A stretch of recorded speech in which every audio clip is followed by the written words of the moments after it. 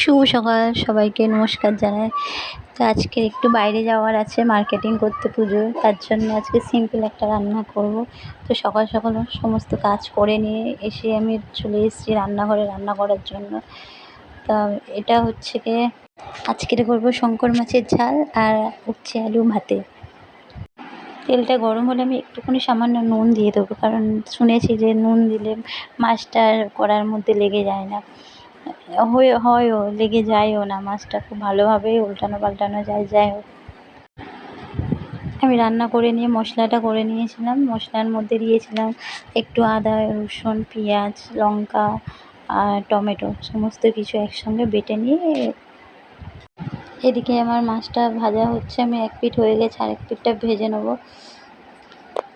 তো বন্ধুরা, কার কার পুজো শপিং হয়ে গেছে অবশ্যই আমাকে বলবেন।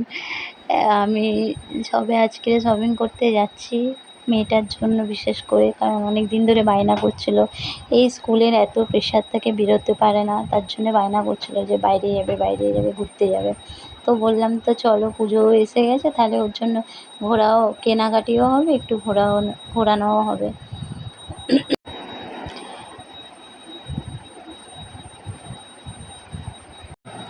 ওই কড়াইয়ের মধ্যে আমি সমস্ত মশলাগুলো দিয়ে দেবো, দিয়ে ভালো করে কষিয়ে নেবো।